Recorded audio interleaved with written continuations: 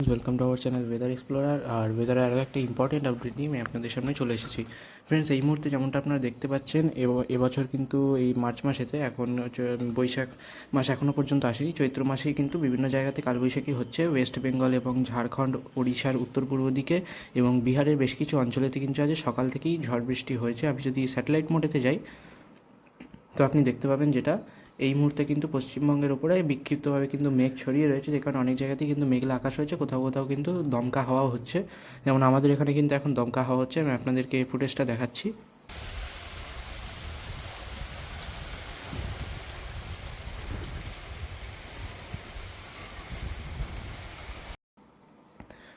তো আপনি দেখলেন 40 থেকে 50 কিলোমিটার/ঘন্টা বেগে দমকা হাওয়া হচ্ছে এবং রাঁচি, অম্বিকাপুর, কোরবা এবং বেশ কিছু অঞ্চলেতে কিন্তু জামশেদপুরের কাছেও কিন্তু মেঘ রয়েছে এই মুহূর্তে, এবং এই মেঘ কিন্তু ইন্টেন্সিফাই করে ওই সমস্ত জায়গাতেও কিন্তু ঝড় বৃষ্টিপাত হওয়ার সম্ভাবনা রয়েছে।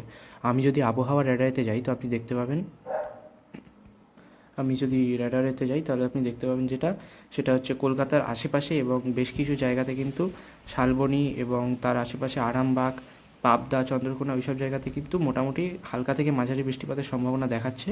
আর আমি যদি বৃষ্টিবজ্র মোডেতে যাই তো এখন দেখাচ্ছে জামশেদপুর এবং তার আশেপাশের অঞ্চলে খুব ভারী বৃষ্টি হওয়ার চান্স দেখাচ্ছে, যদিও ওখানে এখন অতটা বৃষ্টি হচ্ছে না, তবে হওয়ার সম্ভাবনা আজকে রয়েছে কালবৈশাখী দমকা ঝোড়ো হাওয়া সহ।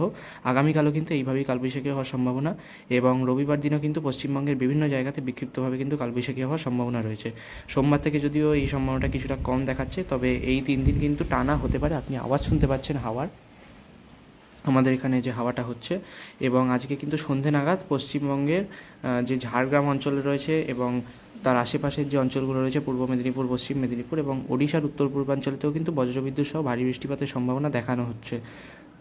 এবং খুলনা, বরিশাল আশেপাশে বাংলাদেশেও কিন্তু হতে পারে, এবং কলকাতার আশেপাশেও কিন্তু বৃষ্টিপাতের সম্ভাবনা দেখাচ্ছে।